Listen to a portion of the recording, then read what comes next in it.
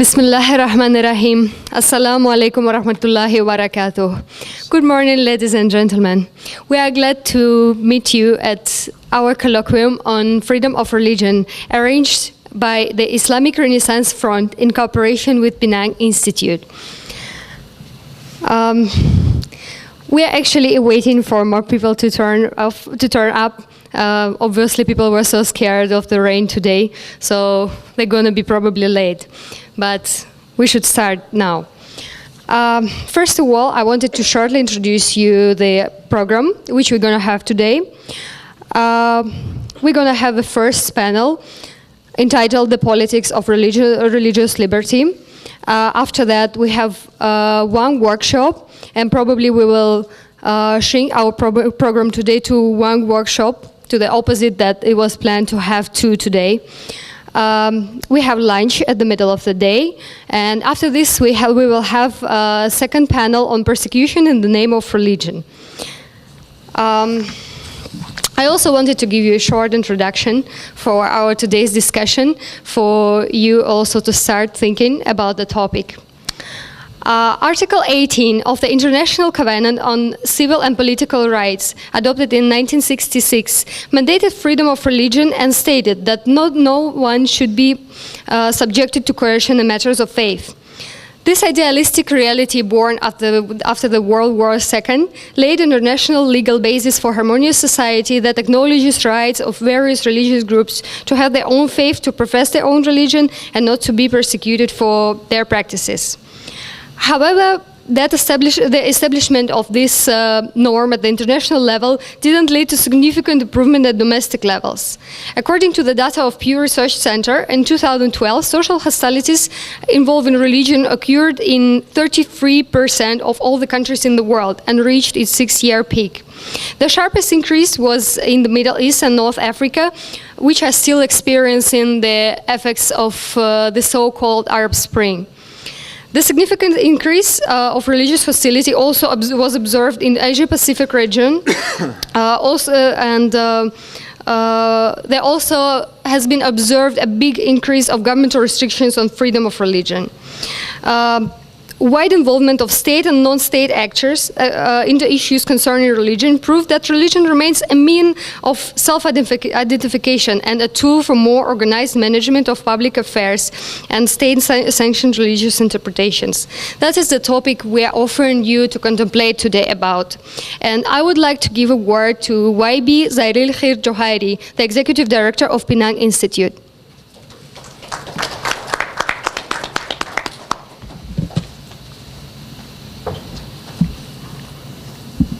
Thank you. Dr. Farouk, a good friend, we're from the same kampung in Penang. Dr. Azmi, of course, Dr. Anas Al-Tikriti, our distinguished speaker for today. And of course, ladies and gentlemen, Assalamu alaikum wa rahmatullahi wa barakatuh. Good morning, wish to everyone. I would like to begin by quoting a famous anecdote from the Holy Quran. And this is a story of a man in search of his existential master. He begins this quest for answers by questioning his society's traditional practices of idol worship. So one evening he looked up to the sky, and against a backdrop of pitch blackness, there was a bright and shiny star, shimmering, in its ethereal beauty. So he wondered, could this star be God? And yet he knew, bright as it was, the star would soon fade away at the end of the night. So he looked to the moon, which was round and glorious, and he said, could the moon be God? But just like the star, the moon would also set and be replaced by an even brighter power, the sun. And so he wondered, could the sun be God? However, when the sun too disappeared on the horizon, he realized that an omnipresent God could not be any of these objects or any of these symbols. Instead, God must surely be the power that binds, that forms, and gives order to these objects and symbols. And so he finally proclaimed, O my people, Indeed, I am free from what you associate with Allah. Indeed, I have turned my face towards He who created heavens and the earth, inclining towards truth, and I am not of those who associate others with Allah. And such was the spiritual journey of the Prophet Abraham in his search for God, as related in Surah Al-An'am, verses 74 to 79. Now, I'm no expert in religion, but I believe that Abraham's story illustrates how Islam is founded upon rational aspects that are able to withstand the tests of logic. To me, the most curious part of the story is that at the point when Abraham was faced with the greatest epistemological question in the history of human civilization, which is the question of our very existence, why did not God simply intervene? Would it not have been easier for the Almighty to simply convince Abraham by divine means, for example, by sending an angel or even sending Ashar Idrus to explain to him? But instead, God in His wisdom allowed Abraham to discover the truth through his own cognitive and empirical observations of the universe, and in so doing further strengthening his faith. So indeed, I think this proves that Islam is meant to be much more than just mere dogmatism. After all, God has bequeathed mankind with the magnum opus of creations, which is the human intellect, a tool that qualifies us all to be caliphs in this world. Unfortunately, not everyone appreciates this gift of intellect, especially in Malaysia, we know. Those in power deign or try to do what even God did not do to Abraham, which is to think and decide on behalf of others, especially in the matters of faith. And so in this country, people are told what they can say, what they can or cannot read, what they can or cannot watch, and what they can or cannot believe. For example, not only are non-Muslims disallowed or banned from using certain Islamic words such as Allah, even Malay translations of the Bible have run afoul of the law. And worse, censorship is not limited to just religious material. Even the movie, superhero movie Daredevil, was banned because it would apparently lead to devil worship. And recently a comic was also banned, Ultraman, the Ultra Power, as you all know.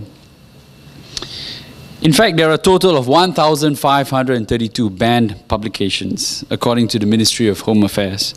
And if that isn't mind-boggling enough, the government has also banned certain books only in the Malay language, whereas the English version is, there are no restrictions. So an example of this is the book by Charles Darwin. I'm sure a lot of us have read it, or if not, have heard of it, The Origin of Species. If you go to any Malaysian bookstore or library, you can get the book. You can even order it online, no problem. But if you want to read the Malay version, Asal Usul Species, which is the translation, you can't because it's banned. You're not allowed to buy it, you're not allowed to read it. And there are also other books that suffer the same fate, such as Karen Armstrong's Islam, A Short History, which you can also get anywhere in Malaysia, but the Malay translation, Sepintas Sejarah Islam, is banned. And of course, I raised this in Parliament in the last session, and the reply I got from the Minister of Home Affairs to justify the banning of Darwin's book in Malay was that it constituted a danger to public harmony, besides contravening the teachings of the Ahli Sunnah wal Jama'ah. Of course, this by itself draws attention to a separate question about state control over the type of Islam that is allowed to be practiced. But that's a separate issue. But of course, to me, when I received that response, it just completely did not make any sense. How can the same book be against Islam in one language, but be completely fine in another language? Where is the logic? It is completely, incomprehensible. So you're saying in English it's fine, but in Malay it's not. Or is this simply the government's way of trying to limit certain knowledge from people who are only Malay literate, people who can only read Malay, majority of whom are Muslims in Malaysia? So are we seeing some kind of language apartheid that's going on? And of course, this week, we've also had another unbelievable statement from the Prime Minister, who has announced that Islam is faced with a new ideological threat called human rightsism. I don't even know what that means. I'm not sure he knows what it means, but he has likened it to a new religion based on humanism, secularism, and liberalism, as if these are all bad words. Now, I'm not sure what kind of world the Prime Minister lives in, but I've always had the impression that human rights, the values of human rights, which are basically justice, equality, freedom, and so on, are essentially also Islamic values. So I fail to see how human rights can be considered to be against the teachings not only of Islam but any religion. And if we look at the 30 articles in the Universal Declaration of Human Rights, which are primarily concerned with the rights to security, food, education, access to information, protection under the law, I just really cannot understand how any of this could be detrimental or dangerous to a Muslim's faith. In truth, I think the Prime Minister's irresponsible statement is really nothing more than an attempt to, on the one hand, cover up decades of state-sponsored abuse of human rights, and on the other hand, to fortify the illusion of being under siege, a mental block that has barricaded Malays in Malaysia for so long. Despite being the most populous group and in control of basically every public institution, the Malay Muslims of Malaysia are constantly warned to be fearful of threats, such as the Chinese who want to rob them of their power and their wealth, the Christians who want to convert them and make them heathens, and most recently now human rights activism, because presumably it would lead to people asking for more justice, equality, and freedom. And we can't have that in Malaysia. I guess this is what you get when you have a government that restricts and suppresses freedom of thought, freedom of conscience, and freedom of expression. And in fact, according to the Pew Research Center from the United States, religious restriction in Malaysia is at a very high level, comparable to countries like Sudan, Saudi Arabia, Iran, and Afghanistan. In the end, I think what was true for Abraham will also be true for his descendants. Any kind of ideological power, be it political or religious, can only perpetuate itself insofar as it can be rationalized. Once any ideas fail to make sense, it will soon crumble into nothing more than just a myth, and more people will soon to desert the idea. And history has certainly shown that such a fate has befallen many regimes, many religions, and many beliefs. And the same could even happen to Islam if Muslims continue to be kept in an ever narrowing and suffocating bubble. And so, which is why it is very important to have programs such as this, and I think it needs to be pushed even more, perhaps also in the Malay language. And we have also we have been doing this for quite some time, Dr. Farouk and myself, through the Penang Institute and Islamic Renaissance Front. We've been doing it in Penang, in KL. Perhaps we should even bring it to outside of these two cities. But it's very, very important work. At the end of the day, it's all about spreading and creating more access to information, creating more debate, and creating more discourse. So I congratulate Dr. Farouk again for bringing Dr. Anas Al-Tikriti. I'm sure we'll have a good session ahead today. Hopefully more people will join us. With that, I wish you all have a good day. Thank you very much. Assalamu alaikum wa rahmatullahi wa barakatuh.